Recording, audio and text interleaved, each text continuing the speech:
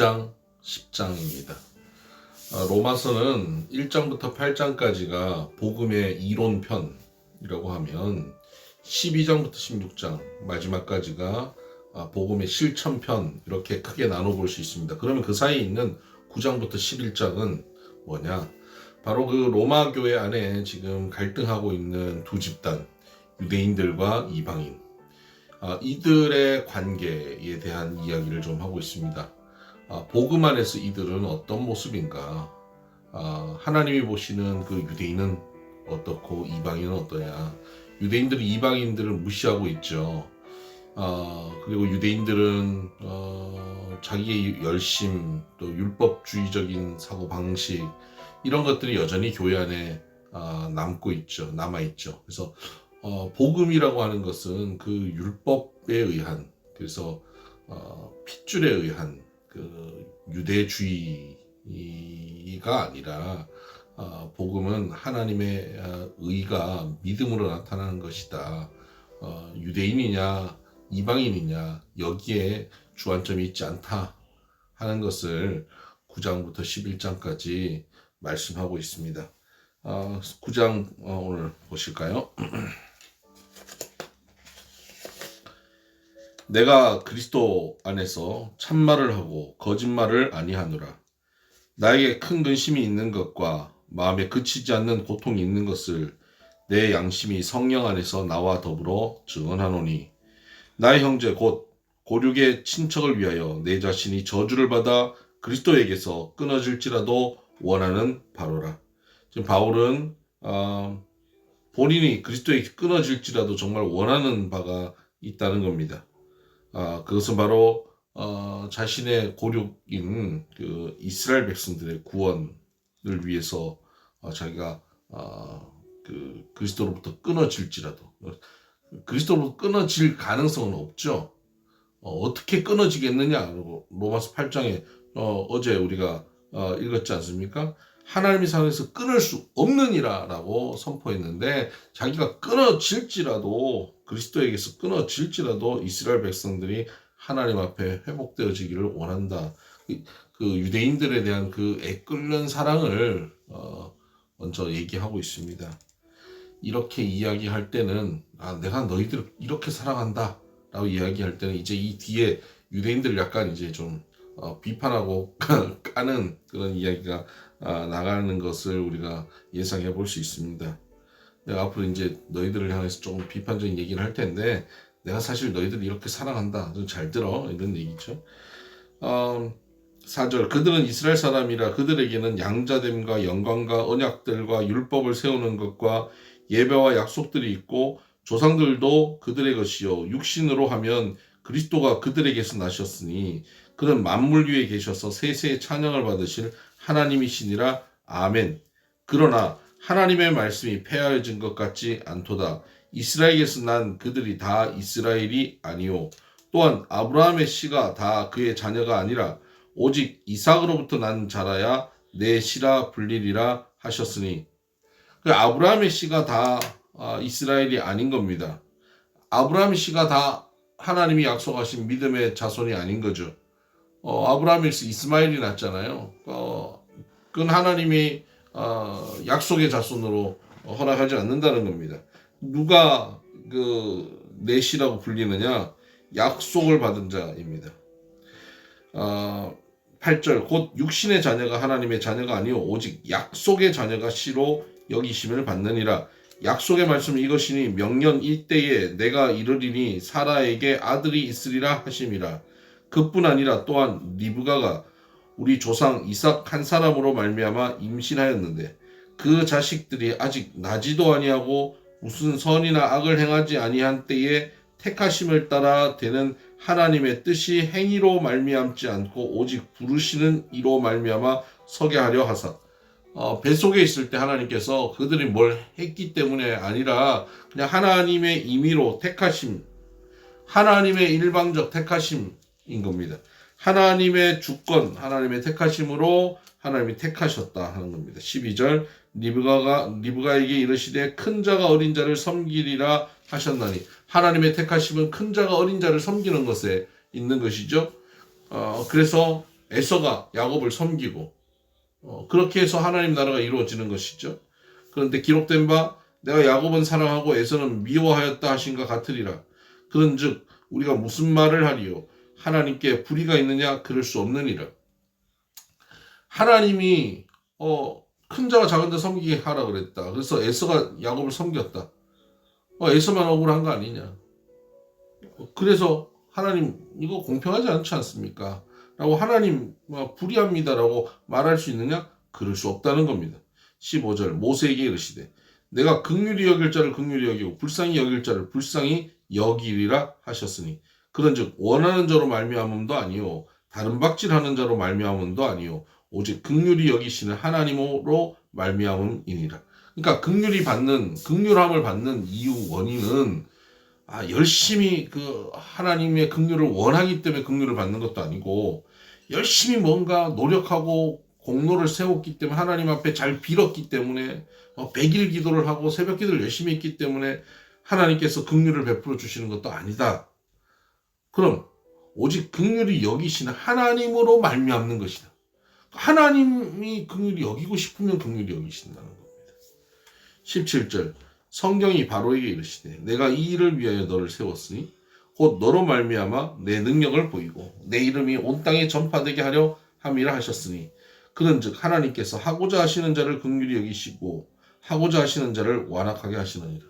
그러니까 바로 같은 경우에는 그냥 하나님께서 완악하게 하시려고 작정하셨다는 겁니다. 그건 하나님의 영역이에요. 그 우리가 이해할 수 없는 부분입니다. 왜 바로는 그냥 저렇게 완악하게 해서 결국 망하게 됩니까? 하나님 나는 왜 이렇게 아무 공로 없는 나를 선택하셔서 긍휼히 여기셨습니까? 거기 어떤 우리가 이해할 수 있는 어떤 영역이 있지 어떤 그 기준이 없어요. 하나님 그냥 그렇게 하신 거예요.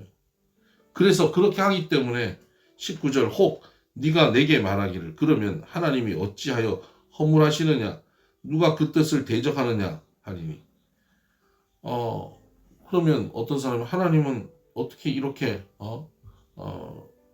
허물하시느냐 어떻게 이렇게 앞뒤가 맞지 않느냐 하나님은 어떻게 이렇게 좀 문제가 있게 이렇게 공평하지 않느냐 이런 질문을 하는 것이죠. 그랬더니 20절 이 사람아 네가 누구이기에 감히 하나님께 반문하느냐 지음을 받은 물건이 지은 자에게 어찌 나를 이같이 만들었느냐 말하겠느냐. 네가 감히 하나님께 하나님 왜 이러시냐 왜 이건 이렇게 하고 저건 저렇게 하느냐라고 반문할 수 있겠느냐. 지음 받은 자가 어떻게 지은 자에 대해서 왜 이렇게 만들었냐고 말할 수 있겠느냐. 이건 꼭 욥에게 하나님 하신 말씀과 같은 거죠. 욥이 이해되지 않는 자기의 상황에 대해서 왜 이렇게 하셨냐라고 물으실 때 네가 뭘 아느냐 네가 아는 게 있느냐라고 하나님께서 말씀하시고 우주의 창조의 그 때를 네가 아느냐 네가 아는 게 뭐가 있느냐 하나도 모르는데 네가 지금 내 뜻을 알고 싶어 하냐. 피조 세계에 대해서 뭐 아는 것도 없는데 내가 창조자인 나를 네가 뭘 알겠느냐 내가 설명을 한들 알겠느냐 라고 말씀하실 때 비로소 욥이 깨닫는 것이죠. 그것처럼 우리가 하나님의 이 구원의 역사 이 긍휼하심에 대해서 복음에 대해서 왜 이렇게 했냐라고 따지는 것 그것은 마치 피조물이 만드신 분에게 따지는 것 같다는 것이죠. 21절 토기장이가 진흙 한 덩이로 하나는 귀 있을 그릇을 하나는 천 있을 그릇을 만들 고난이 없느냐? 만일 하나님이 그의 진노를 보이시고 그의 능력을 알게 하고자 하사 멸하기로 준비된 진노의 그릇을 오래 참으시고 관용하시고 또한 영광 받기로 예비하신 바 긍휼의 그릇에 대하여 그 영광의 풍성함을 알게 하고자 하셨을지라도 무슨 말을 하리요. 이 그릇은 우리니 곧 유대인 중에서뿐 아니라 이방인 중에서도 부르신 자니라. 이 그릇 바로 영광을 받기 위해서 예비하신 긍휼의 그릇이죠. 이 그릇은 바로 우리입니다. 바로 교회 다니는 로마 교인들 바로 너희들이라는 거죠. 유대인 중에서뿐만 아니라 이방인 중에서도 부르심 받은 자 부름 받은 우리들. 교회는 하나님의 부름 받은 사람들의 모임이죠. 그들은 우리다. 25절 호세아의 글에도 이르기를 내가 내 백성 아닌 자를 내 백성이라 사랑하지 아니한 자를 사랑한 자라 부르리라. 너희는 내 백성이 아니라 한 곳에서 그들이 살아계신 하나님의 아들이라 일컬음을 받으리라 함과 같으니라. 내 백성 아닌 자를 불러서 백성이라고 말하여 주시는 것, 바로 이방인들 향해서 내 백성 아니지만 백성이라 불러주신 것. 유대인은 다르냐는 거죠. 유대인도 마찬가지입니다. 약속의 자손 아닌 것을 약속의 자손으로 불러주시는 거죠. 약속과 상관없이 살고 있는 율법주의에 빠져있던 사람들을 하나님께서 약속의 백성으로 불러주신 겁니다. 또 이사야가 이스라엘에게 관하여 외치되 이스라엘 자손들의 수가 비록 바다의 모래 같을지라도 남은 자만 구원을 받으리니. 그러니까 율법을 갖고 있고 자기는 아브라함의 자손이라 생각하는 사람들도 다 구원이 아니라 남은 자, 믿음 안에 남은 자가 구원받는 것입니다. 주께서 땅 위에 그 말씀을 이루고 속히 시행하시리라 하셨느니라. 또한 이사야가 미리 말한 바 만일 만군의 주께서 우리에게 씨를 남겨두지 아니하셨더라면 우리가 소돔과 같고 같이 되고 고무라와 같았으리로다 함과 같으니라. 그런즉 우리가 무슨 말을 하리요? 의를 따르지 아니한 이방인들이 의를 얻었으니 곧 믿음에서 난 의요. 의의 법을 따라간 이스라엘은 율법에 이르지 못하였으니 어찌 그러하냐? 이는 그들이 믿음을 의지하지 않고 행위를 의지함이라. 부딪힐 돌에 부딪혔느니라. 그러니까 이방인들 중에 믿음으로 의에 이르는 사람이 있고 유대인들 중에는 율법에 이르지 못하는, 그래서 의의 법을 따라가서 그 율법을 가지고 가지만 그들이 믿음으로 의지하지 못해서 그들이 의에 이르지 못하죠. 부딪힐 돌에 부딪혔다라고 말합니다. 그 부딪힐 돌이 뭐냐? 율법 가지고 가는데 부딪힐 돌이 뭐냐? 그게 바로 33절 기록된 바 보라 내가 걸림돌과 거치는 바위를 시온에 두노니 그를 믿는 자는 부끄러움을 당하지 아니하리라 함과 같으니라. 걸림돌과 거치는 바위를 시온에 두었다. 바로 예수 그리스도를 시온에 두었습니다. 시온, 예루살렘, 하나님의 그 성전, 그곳에 두었는데 바로 율법을 가지고 간 사람들이 거기에 걸림이 되고 부딪힘이 되죠. 그럼 이렇게 걸림이 되고 부딪히고 나면 이들이 어떻게 해야 되냐면 자기 자신이 죄인임을, 자기 한계를 인정하고 바로 예수 그리스도를 믿으면 구원을 받는데 부딪혀서 믿지 않고 거부하는 사람이 있는 거죠. 그들은 그 구원에서 버려지는 사람, 긍휼을 받지 못하는 사람인 것이죠. 행위로 구원받지 못함을 알아야 되는 것이죠. 내 노력의 한계를 깨닫고 부딪혀서 나는 아무것도 할 수 없습니다. 라는 고백을 하는 것, 그것이 예수 그리스도 안에 구원받는 백성의 모습입니다. 그래서 여러분, 내가 무언가를 할 수 있고 내가 내 자녀를 키울 수 있고 내가 내 계획대로 다 끌고 갈 수 있고 이렇게 생각하는 거 바로 그게 율법주의자들이고 유대인들이에요. 이런 모습이 거치는 돌에 부딪힐 것이고 걸림돌과 거치는 바위에 부딪혀서 긍휼을 얻지 못할 것입니다. 그래서 우리는 그 앞에 부딪히면 어떻게 해야 됩니까? 빠르게 내 한계를 인정해야 됩니다. 나는 아무것도 할 수 없다. 심지어 내가 사랑하는 내 자녀를 온전히 사랑할 수 있는 능력도 내게 없다라고 고백할 수 있어야 됩니다. 그것이 바로 구원받는 자의 자세이죠. 10장 형제들아 내 마음에 원하는 바와 하나님께 구하는 바는 이스라엘을 위함이니 곧 그들로 구원을 받게 함이라. 내가 증언하노니 그들이 하나님께 열심히 있으나 올바른 지식을 따른 것이 아니니라. 하나님의 의를 모르고 자기 의를 세우려고 힘써 하나님의 의에 복종하지 아니하였느니라. 그리스도는 모든 믿는 자에게 의를 이루기 위하여 율법의 마침이 되시니라. 모세가 기록하되 율법으로 말미암는 의를 행하는 사람은 그 의로 살리라 하였거니와 믿음으로 말미암는 의는 이같이 말하되 내 마음에 누가 하늘에 올라가겠느냐 하지 말라 하니 올라가겠느냐 하면 그리스도를 모셔내리려는 것이요 혹은 누가 무저갱에 내려가겠느냐 하지 말라 하니 내려가겠느냐 하면 그리스도를 죽은 자 가운데서 모셔 올리려는 것이라. 누가 감히 하늘로 올라가서 그리스도를 내려오고 음부에 내려가서 그리스도를 여기로 부활시켜서 데려오겠느냐? 우리의 노력, 우리가 열심히 무언가 해서 하늘에 이루고 땅에 이루고 우리가 열심히 해서 무슨 진리에 이루고 그렇게 할 수 있겠느냐? 못한다는 겁니다. 근데 세상 종교는 어떻습니까? 우리가 빌고 하면 하늘에 이루고 우리가 경건에 이러고 우리가 무슨 오체투지하고 우리가 고행을 하면 어떤 진리에 이르고 구원에 이른다라고 그렇게 가르치는 게 세상 종교죠. 그렇게 할 수 없다라고 하는 것입니다. 우리가 어떻게 하늘에 오르고 음부에 내려가서 건져 오겠느냐? 못한다는 겁니다. 그러면 어떻게 하겠느냐? 8절. 그러면 무엇을 말하느냐? 말씀이 내게 가까워 내 입에 있으며 내 마음에 있다 하였으니 곧 우리가 전파하는 믿음의 말씀이라. 그러면 믿음의 의가 무엇이냐 하는 겁니다. 6절에 믿음으로 말미암는 의는 라고 말하면서 우리가 하늘로 올라가고 땅에 올라가고 그거 불가능하다는 것. 그러면 믿음의 의는 뭐냐? 말씀이 내게 가까워 내 입에 있다. 내 마음에 있다. 믿음의 말씀이 바로 믿음의 의라는 겁니다. 믿음으로 의로워지기 위해서 우리에게 뭐가 있어야 되는 믿음의 말씀이 있어야 되는 것이죠. 그 말씀은 9절 내가 만일 내 입으로 예수를 주로 시인하며 또 하나님께서 그를 죽은 자 가운데서 살리신 것을 내 마음에 믿으면 구원을 받으리라. 사람이 마음으로 믿어 의에 이르고 입으로 시인하여 구원에 이르느니라. 성경에 이르되 누구든지 그를 믿는 자는 부끄러움을 당하지 아니하리라 하니 유대인이나 헬라인이나 차별이 없음이라. 한 분이신 주께서 모든 사람의 주가 되사 그를 부르는 모든 사람에게 부요하시도다. 누구든지 주의 이름을 부르는 자는 구원을 받으리라. 이것이 믿음의 의죠. 내가 어떤 공로가 있어서 하늘에 올라가고 음부에 내려가고 무슨 신비한 체험을 하고 그런 것 아니에요. 내가 율법을 얼마나 이루고 내가 몇 년 동안 내가 돌을 닦았고 이거 아니에요. 하나님의 말씀이 내게 들려지고 내 마음에 있고 그것을 내 입으로 시인하였어. 주의 이름을 부르면 누구든지 유대인이든 헬라인이든 누구든지 구원을 받게 된다 하는 것입니다. 그런즉 그들이 믿지 아니한 하는 일을 어찌 부르리요? 듣지도 못한 일을 어찌 믿으리요? 전파하는 자가 없이 어찌 들으리요? 그러니까 이 복음의 말씀, 이 아름다운 이 복음의 말씀을 듣고 그것을 마음에 새기고 믿고 입으로 시인하면 구원받는데 이걸 듣지 않으면 어떻게 구원받게 하겠느냐? 그러니까 이거 듣게 하는 것이 중요하다는 겁니다.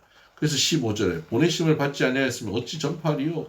기록된 바 아름답도다. 좋은 소식을 전하는 자들의 발이여 함과 같으니라. 그러니까 이 복음을 전하는 것, 이것이 정말 아름다운 소식을 전하는 발인 것이죠. 그 발이 아름답다는 겁니다. 좋은 소식을 전하는 이 아름다운 발이라는 거죠. 16절 그러나 그들이 다 복음을 순종하지 아니하였도다. 이사야가 이르되 주여 우리가 전하는 것을 누가 믿었나이까 하였으니 복음을 전하는 아름다운 발이 같지만 그들이 다 받아들이지 않았다는 겁니다. 그럼 누가 믿느냐? 이사야가 질문했다는 거죠. 그러므로 믿음은 들음에서 나며 들음은 그리스도의 말씀으로 말미암았느니라. 그러나 내가 말하노니 그들이 듣지 아니하였느냐? 그렇지 아니하니 그 소리가 온 땅에 퍼졌고 그 말씀이 땅끝까지 이르렀도다 하였느니라. 그러나 내가 말하노니 이스라엘이 알지 못하였느냐? 먼저 모세가 이르되 내가 백성 아닌 자로서 너희를 시기하게 하며 미련한 백성으로서 너희를 노엽게 하리라 하였고 이사야는 매우 담대하여 내가 나를 찾지 아니하는 자들에게 찾은 바 되고 내가 내게 묻지 아니한 자들에게 나타나느라 말하였고 이스라엘에 대하여 이르되 순종하지 아니하고 거슬러 말하는 백성에게 내가 종일 내 손을 벌렸노라 하였느니라. 믿음은 들음에서 나는 거예요. 그래서 막 들려주는데도 불구하고 그 들었음에도 불구하고 안 거부하는 백성들 유대인들이 그런 모습이 있다는 겁니다. 그래서 하나님을 깨닫지 못하고 하나님께 돌아오지 않고 말씀 앞에 나오지 않는 것이죠. 입을 열어서 주를 시인하지 않는 겁니다. 그 백성들, 순종하지 않는 백성들, 말씀을 들으면 순종을 했는데 순종하지 않는 백성들을 향해서 종일 내 손을 벌렸다. 그들을 기다린다. 하나님의 마음이죠. 말씀을 전하고 그들이 돌아오길 기다리지만 돌아오지 않는 그들을 향해서 종일 손을 벌리고 기다리고 계신 하나님 아버지의 마음, 그 마음을 오늘 우리에게 전하고 있는 것입니다. 여러분, 복음은 우리의 노력이 아닙니다. 하나님의 의는 내가 무엇을 해서 누려지는 것이 아닙니다. 하나님의 긍휼히 여겨 주시는 겁니다. 오늘 우리에게 믿음이 있고 이렇게 말씀 앞에 나온다는 것, 이것 자체가 웬 은혜입니까? 하나님께서 우리를 부르셔서 우리를 하나님 자녀 삼아 주신 것입니다. 하나님께서 우리를 영광의 질그릇으로 불러주셨다. 잘나간 것도 없는데 하나님의 은혜로 우리가 부름받았다. 이 감격적인 은혜를 주변에 나누며 살아가십시다. 내 주변에 있는 이들도 이 말씀에 듣고 순종하여 그들도 이 은혜 가운데 나올 수 있는 구원받는 백성 되게 하기를 원합니다. 샬롬. 주일날 예배 시간에 함께 뵙겠습니다. 이번 주일도 이제 우리 함께 다 모여서 예배할 수 있습니다. 다들 나오셔서 함께 예배 드리시길 바랍니다. 축복합니다.